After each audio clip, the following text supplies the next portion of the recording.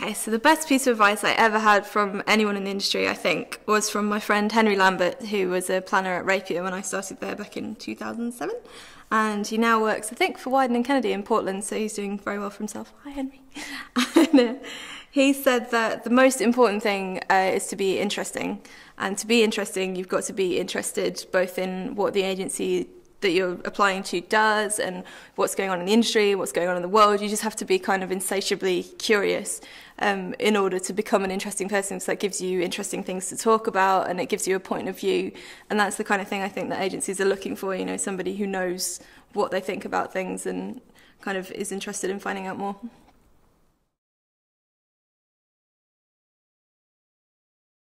Okay, so when you're a creative and you're leaving university looking for your first job, I think it's really important, I think it's probably not what you'll get told by a lot of people, but I think it's really important not to try too hard because, I don't know, I see a lot of kind of CVs and applications and stuff that say, you know, oh, I live for advertising, I live and breathe advertising, I've been watching the adverts and not the programme since I was 3 years old, or like, you know, I love making tea, I'm amazing at making tea, or I love photocopying and stuff, and it's just like, it just doesn't ring true because kind of no one is really like that. And also that's not actually what agencies are looking for, believe it or not. You know, they're not really looking for somebody who wants to be a lackey and run around sort of doing the tea and saying, oh, ads. They want people who are, you know, more interesting than that and have a bit more about them. So I think it's really trite to say be yourself, but, you know, be yourself, because no one believes that you're an advertising robot who eats and sleeps briefs anyway. I graduated from university in 2007 and I did English language and linguistics at York. And after I'd done that, I didn't really decide what I wanted to do for a living until the last term of the last year, which is quite standard, I think, for creatives. You know, we like to leave things till the last minute. And I sort of went, advertising. And I found this summer school that the IPA were running through the University Jobs Board at the Uni of York. And so I applied for that and I got it amazingly. So I had to come down to London for sort of interviews and stuff. And it was really scary, but I got it. And so that was 3 months in an agency, which turned out to be Rapier Direct Marketing. And it was going to be a month in each department. But as it kind of turned out, so I started there for, I think I did 2 months, and then they needed an account exec, and they kind of said, well, you're here and you're kind of already doing it, you know. And obviously, being a poor ex-student, I was kind of getting a bit desperate for money at that point. And so I was like, well, yeah, okay, I'll be an account exec. So I took the job. But I'm sad to say that I didn't make it past my 3-month probation, because at about 2.5 months I thought, actually, I really want to be a copywriter and this isn't really for me. So I jumped ship and went somewhere else to be a copywriter. I hope they forgive me.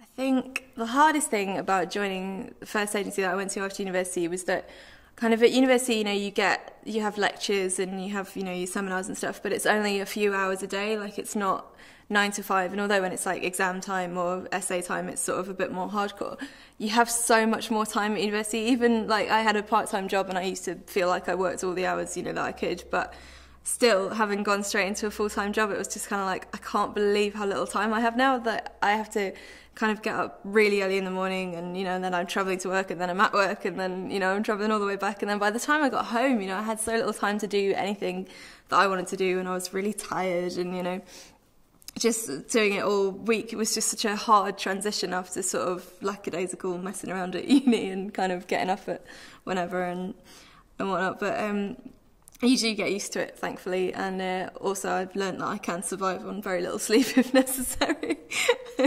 Saw a film at midnight in the cinema on Saturday, so yeah, it's doable, and it does get better. So for like the first 6 months, I was kind of like, when am I ever going to have a life? But yeah, it happens.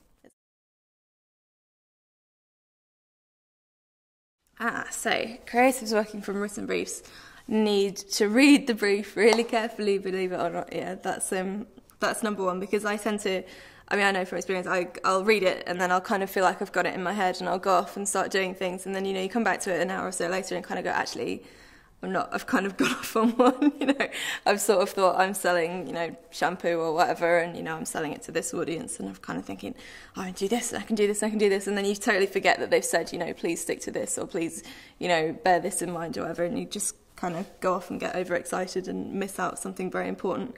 And a nice thing about Concept Cupboard as well is that the people who provide the briefs often put up sort of supporting information. So like if they're looking for a logo, for example, they'll put up, this is a logo that we like, or we like the look of this site and stuff. And that stuff is really useful just to get yourself into the headspace of where the client is.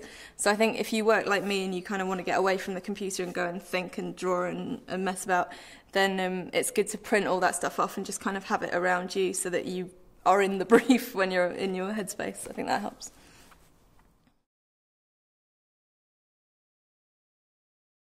Okay, so my inspiration. I have probably 500 odd blogs on my Google Reader. I have them split into folders. So I have 5 folders of one. They're literally just named 1 to 5. Very inventive. But number 1 is the ones that I find the most interesting, and they're not by any stretch all advertising briefs and advertising blogs. And I think it's really, really important that you don't just restrict yourself, because everybody reads Ads of the World. Everybody reads like all the big main blogs. I was going to say Scamp, but that's gone. That's disappeared now. Shows you how old I am.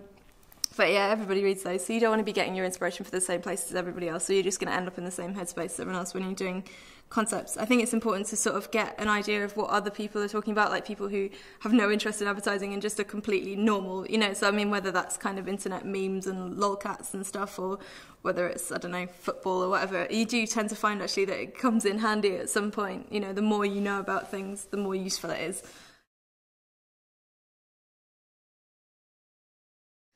Okay, so students on a placement. I guess I didn't really have to do any placements when I was looking for jobs, which is, I realise, extremely lucky. I did the one sort of summer school, but that was kind of different. But obviously I've met a lot of teams who are doing creative placements, and the one thing I always notice is probably something they get told at university actually, is that, you must be the last person in the office at the end of the day, and you must be the one that's always working the hardest. And I think, while that's good advice, I think often, I don't know, you kind of have to balance it, because often, you'll see them kind of working really late, and the only people there are juniors and kind of the people that can't really get you a job, It's like, it's great that they're so enthusiastic, but if you're impressing the people that can't get you a job, it's probably not going to pay off, and you might be better off kind of going home and being well rested for the next day, or spending that time working on your portfolio. So it's kind of I guess it's a don't try too hard sort of thing. They don't expect you to be there till 10 o'clock at night, especially on freelance, on placement wages, which are generally not very good. So yeah, maybe it's better just to come in normal hours and go home when you can.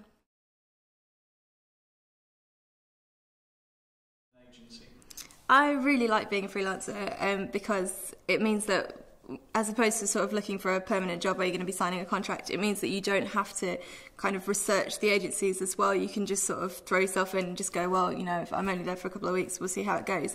And I think it's often quite surprising the way it actually is to work in an agency compared to how they come across. Like, for example, their online persona might seem a little bit kind of relaxed, or it might seem very formal, and then you get to the agency and it's completely different. And I've definitely been surprised by a couple of agencies that were really different to how I expected them to be, and that's great, because that's the kind of experience you can only get from actually going to work there. And I also like that it teaches you to PR yourself really well, because you have to get more work, and you're always thinking, where's the next job coming from? So I have to make sure that any project I've done, I make sure it's on my portfolio. You keep your LinkedIn updated, you keep all that stuff going that you tend to sort of neglect when you're in a permanent job and you're a bit comfortable. And you never know when an amazing opportunity will come along either way, on whether you're permanent or not. So it's good to have that stuff updated, and I think it's a good habit to get into.